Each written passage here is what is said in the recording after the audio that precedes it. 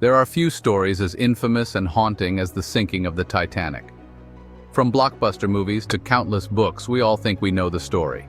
A massive ship hits an iceberg and sinks into the icy Atlantic.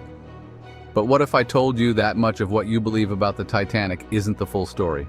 Hidden beneath the surface of that tragic night are facts and details that were left out, moments too mysterious, too controversial, or simply too shocking to make it into popular accounts. In this video, we're separating fact from fiction and uncovering what really happened during the Titanic's final hours. Stay with me to the end, because some of the truths you'll hear today may change the way you think about this disaster forever. And before we get started, like this video and subscribe if you want more hidden stories from history. Let's dive deep into the unknown. We've all heard the claim that the Titanic was unsinkable.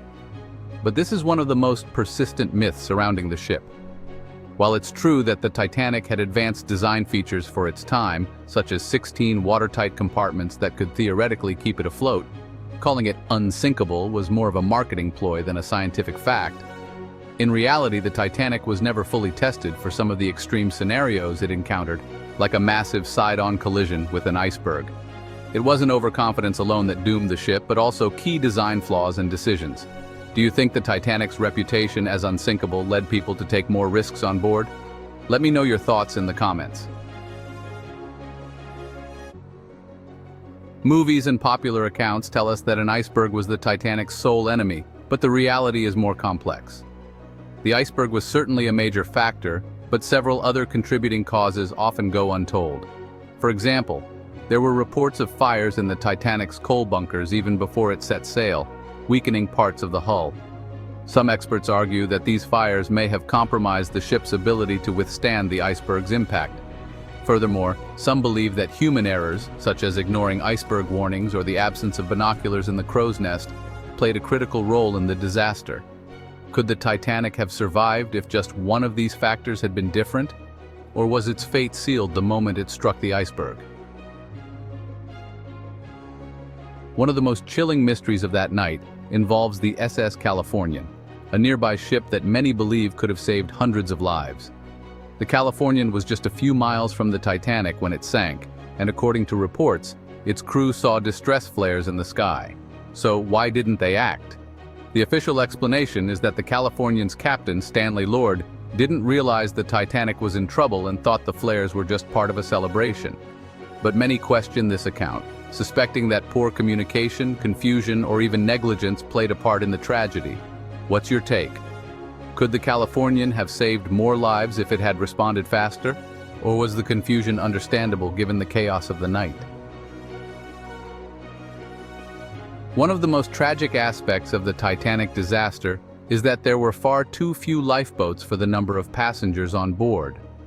The ship was carrying over 2,200 people, but only had lifeboats for 1,178, less than half the number needed for everyone. But why was this the case? Regulations at the time were outdated, requiring ships to carry lifeboats based on their weight, not the number of passengers. More lifeboats could have been added, but the ship's designers felt they would clutter the decks and weren't necessary, given the Titanic's unsinkable reputation. What's worse is that even the lifeboats that were available weren't fully used. Some left half empty, with crew unsure of how to properly load passengers. Could the lifeboat situation have been avoided if there were stricter regulations? Or was this a failure of imagination by those who designed and operated the Titanic? One of the most dramatic parts of the Titanic's story is the final hours before it sank, when panic, heroism, and tragedy unfolded on the decks. But what was the atmosphere really like? Contrary to what's often shown in films, eyewitness accounts tell us there were moments of calm and disbelief even as the ship sank. Some passengers continued playing cards or socializing, unaware of the seriousness of the situation. Others reported confusion and chaos, with crew members giving mixed signals, some telling passengers to stay put, while others urged them to head to the lifeboats. Disturbingly, there are also reports of class barriers, with third-class passengers being kept below decks for too long, drastically reducing their chances of survival. Do you think more lives could have been saved if the crew had communicated the danger more clearly? Or was the disaster too overwhelming to prevent chaos? Heroes and villains, who helped and who didn't. In the chaos of the sinking, some individuals rose to the occasion, while others didn't. Captain Edward Smith is often remembered as a tragic figure who went down with his ship, but some survivors claimed he was indecisive in the final moments. On the other hand, people like the ship's band, who famously played music to calm passengers even as the Titanic sank, are often hailed as heroes. Yet there are also stories of cowardice and selfishness that have been largely forgotten. Some first-class passengers were accused of bribing crew members to secure spots on lifeboats, while others, like the controversial J. Bruce Ismay, the managing director of the White Star Line, faced backlash for surviving while many others perished. Do you think Captain Smith should be remembered as a hero for his sacrifice, or were there moments where better leadership could have saved more lives? The aftermath investigations and cover-ups? After the Titanic sank, there were two major investigations, one in the United States and one in the UK, both aimed at understanding what went wrong. However, many historians believe that both inquiries were more focused on assigning blame than uncovering the full truth. Some theories suggest there was a deliberate attempt to protect certain powerful figures, including J. Bruce Ismay, and that the full extent of the ship's flaws and human errors were downplayed. There were also controversial lawsuits from survivors and victims' families, leading to a tangle of legal battles that further muddied the waters. Could the official investigations have uncovered more if there was less pressure to protect reputations, or do you think the full story is already known? The Titanic's legacy lessons learned?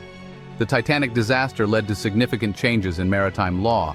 After the tragedy, the International Convention for the Safety of Life at Sea, or SOLAS, was established, which introduced stricter safety protocols including lifeboat requirements for all passengers and continuous 24-hour radio communication on ships. Yet even with these changes, the Titanic remains a cautionary tale about human arrogance, technological hubris, and the unpredictability of nature.